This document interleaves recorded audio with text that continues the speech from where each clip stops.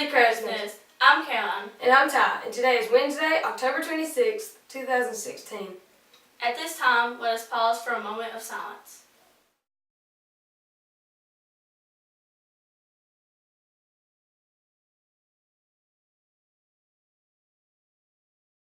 Please stand for the Pledge of Allegiance. Attention, salute, pledge. I pledge allegiance to the flag of the United States of America and to the republic for which it stands, one nation, under God, indivisible, with liberty and justice for all. Our message for today is about being drug-free. According to statistics, almost 50% of high school seniors have abused a drug of some kind. By 8th grade, 15% of kids have used marijuana. This is why we have a Red Ribbon Week every year to inform students about the dangers of drug use and how they can avoid this habit. As a part of our celebration, students are asked to wear red on Thursday when we will take a school-wide photo. This week, make the commitment to remain drug-free.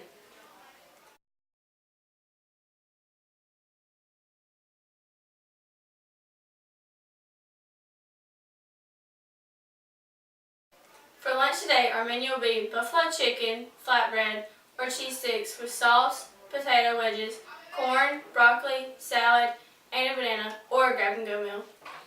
Students and teachers are encouraged to dress up this coming Monday, Halloween Day, for our second annual book character dress up. Choose your favorite book character for your costume. Just be sure your costume is school appropriate and in line with our dress code. Please, no clown costumes. If you have any questions, please ask the office beforehand. Also on Monday will be the second annual Boom and Boil Science Show, presented by our WMS Science Department. During the show, which will be 6th period on Monday, each of our science teachers will perform science experiments and demonstrations. The annual Zombie Walk, sponsored by City Library, will be this Saturday from 9:30 to 2. The library is in need of student volunteers to help with this event. Junior Honor Society students who are in need of hours, please contact Ms. Peoples if you're able to help on Saturday. Junior Honor Society students are also collecting household cleaning items in support of Domestic Violence Awareness Month. All Junior Honor Society members are asked to bring a minimum of 3 items to Ms. Peoples by November 4th. All WMS students are also encouraged to bring cleaning items to donate as well. The deadline for students who wish to participate in Junior Miss Merry Christmas to turn in the required forms is Friday, November 4th. Please see Ms. Tibble if you have any questions. Crow's Nest would like to recognize a few of those students whose birthdays occurred during the past few days. Last Friday, Chelsea Travis, Ashley Troutman, Jake Ballard, and Carly Sullins. On Saturday, Kirsten Peterson, and this past Sunday, Collier Franks. And a very happy birthday today to Miranda Gonzalez and Cole Hanlon. Have a great day. Finally, over the past few days, due to technical difficulties, students have missed a few video highlights of recent events. To catch you up to speed, here are those missed videos.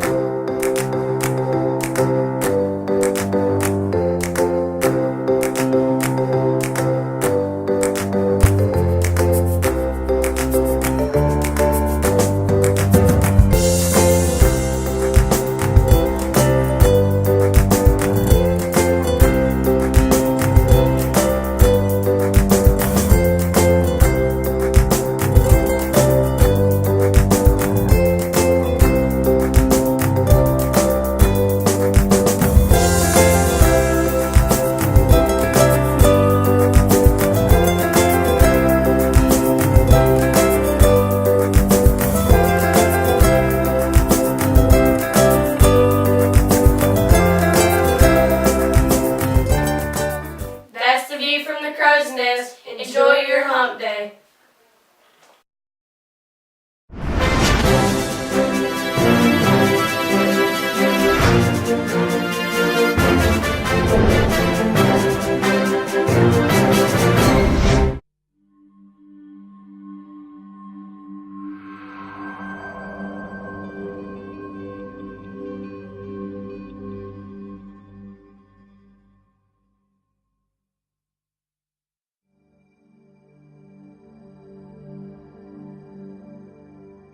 It was around when I was 13 or 14, and you kind of find yourself trying to pick and choose your friends, and also at the same time, you know, you're not really worried about what you want to accomplish at that time, but what people you want to hang out with. I wanted to fit in. Wasn't a popular kid in school, and it made me forget about all that. You know, like, oh yeah, everybody else is doing it, so I'm gonna do it. Friends were doing it. I just wanted to jump right in and have fun. I did drugs because it seemed like it was fun. It was the cool thing to do. The cool thing to do was to get high, go to parties. Growing up, you know, you struggling. Couldn't deal with life, so I didn't have to deal with life. I wouldn't listen to anyone. I was stubborn. Like as a rebellious thing. This is what the rebel kids were doing. I just wanted to see what it was like. I started experimenting with it. Experimenting with friends. First tried it because I was bored. I was always up to try something new. You know, when I was growing up, we had this program that was just say no, just say no. People are just saying no, but they're not saying why. It's like telling a person no and then they go do it. Sparked my interest on drugs. I knew that they were bad, and I always heard about this addiction, but I didn't know what it meant. That's probably the #1 reason why I did drugs in the first place. I just didn't know.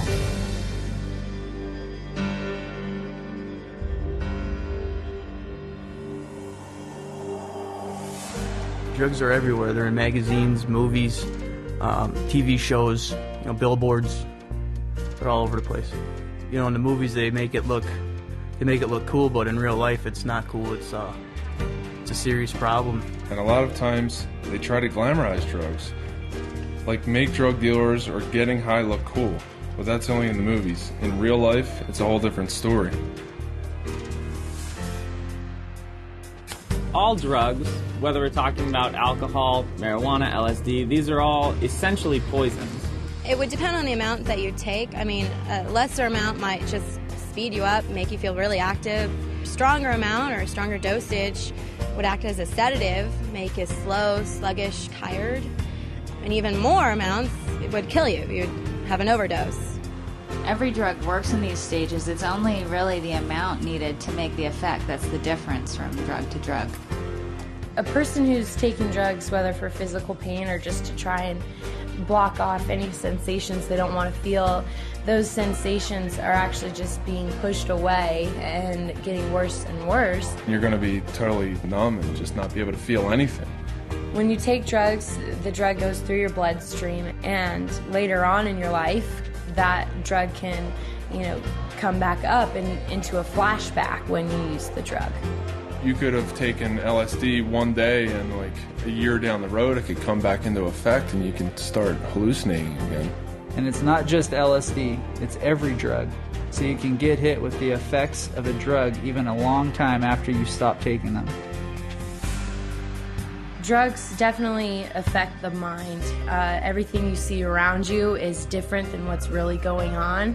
You can't hear correctly, see correctly. All of your senses are totally thrown off. Your perception is definitely distorted. It makes it dangerous for you and others because you don't know what's going on. You can't handle things, you know, the way they're supposed to be handled. Drugs affect your memory so much. It doesn't matter if you're taking them for a long time or just a short period of time. I know, like, when I first tried studying and stuff more, like, I really couldn't concentrate, I couldn't pay attention. I went from like a straight A student to like, you know, a B- student, C student. Then I quit going to school and I would get really frustrated. It's like your brain won't function. You can't think straight. Like everything is messed up. I never got anything done.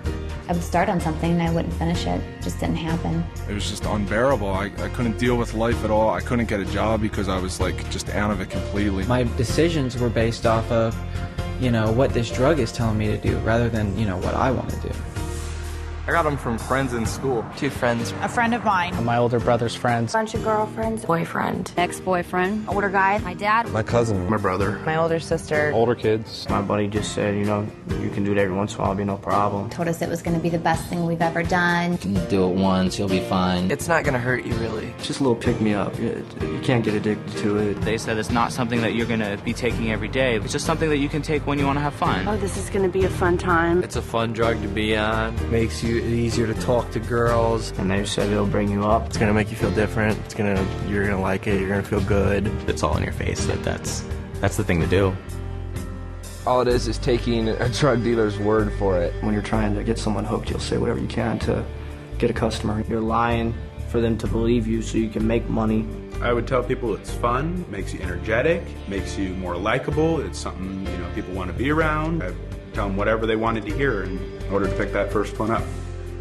You know, when I was 12 years old, I didn't say, hey, I want to be 24 in rehab.